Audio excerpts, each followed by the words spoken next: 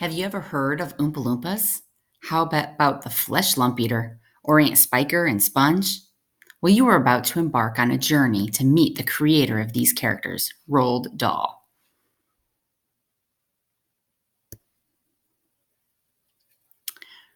Roald was born in 1916 and passed away in 1990.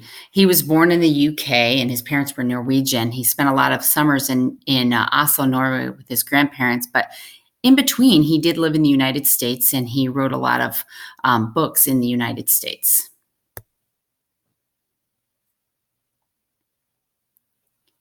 Roald Dahl attended the Cathedral School in England.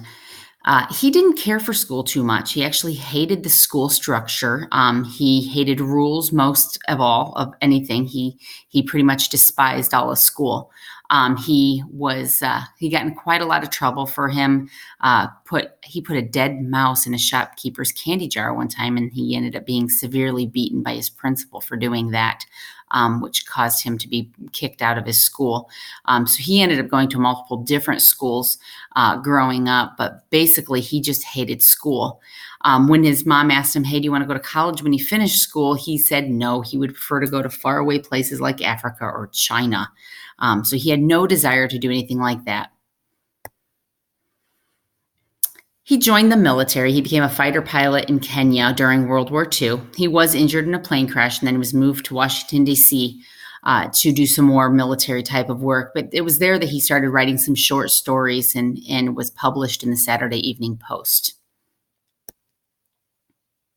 Even though he had some stories written in the Saturday Evening Post, he actually didn't really get published until way later with actual books and stuff. He would say that his children are who inspired him to write the books. He had lots of stories that he told to them, and so then he finally made them into stories and actually wrote his books down. So it was years later, after he was actually writing for the Saturday Evening Post, when he started writing books. The primary genre that Dahl writes in is like a realistic fiction, but it's like a humorous thing for kids. He calls them less realistic and more fantastic. He uses a lot of his dislike for the school setting for his inspirations. His stories are way far from imagining like the reality, and is very imaginative if you've ever read any of his stories. Some of his works include a book like The BFG. This story is interesting because you kind of connect with the big friendly giant, the BFG, a character who you would think you should be afraid of because he's big and he's a giant, but there's that friendly that's thrown in there in the middle that Roald Dahl would like to do. He tries to make the characters connect with the reader in that you kind of have this love for the BFG for what he's doing. It kind of pulls that fantasy to attract his young readers. Another story is one that we actually study in the third grade is Charlie and the Chocolate Factory. This story is a good example of how he uses his character development to portray how horrible some people in this world can be. And he does so simply, just with basic names. So if you think of the names of the characters that he has, Veruca Salt, for example, simply the word Veruca means wart. So things like that he actually pulls those hideous characters in, and just by a simple name of them gives the reader kind of a visual of who they are. And so he makes a spin off of that, and kind of the misfit characters are paralleled with their names. James and the Giant Peach is another good example of how Dahl uses his fantasy to escape some sort of reality.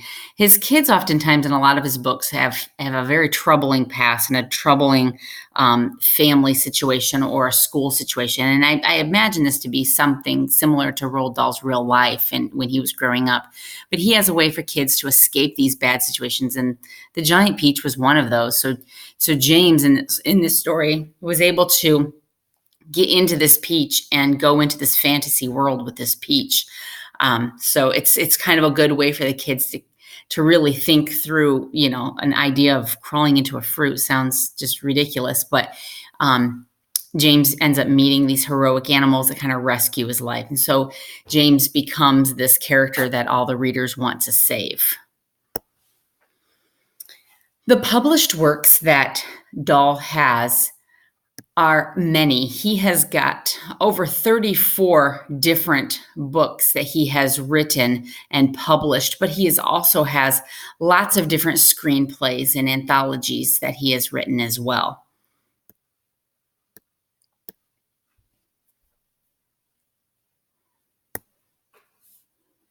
Some ideas that I would do for a curriculum for an entire week-long study of Roald Dahl, incorporating the different chapter books is one idea.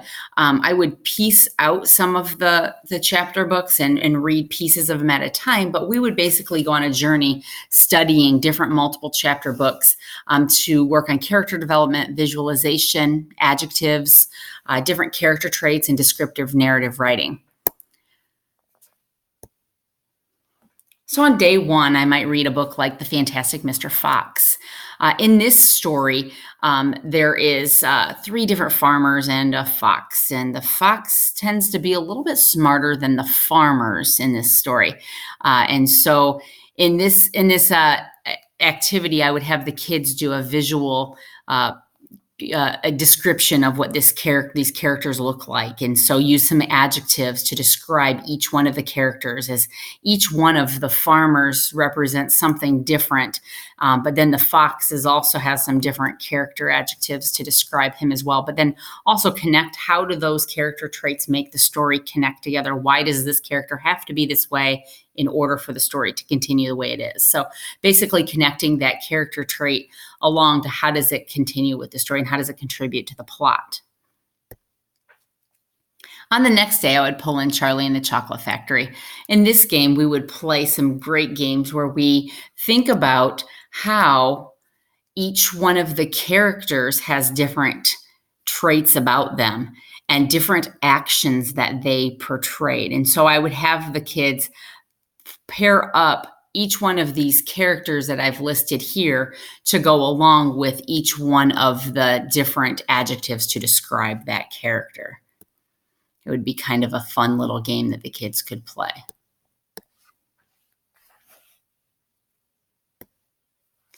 On day 3, I would continue with Charlie and the Chocolate Factory and ask the kids to think of winning a golden ticket. And what would your golden ticket allow you to be able to do? Where would you be able to get into? Maybe it's a game or an amusement park or something like that. But I'd have them write a narrative story of a person who won that golden ticket. And basically, what would that golden ticket allow them to do? In Charlie and the Chocolate Factory, of course, it got him into the chocolate factory. But for this one, what could you do with it?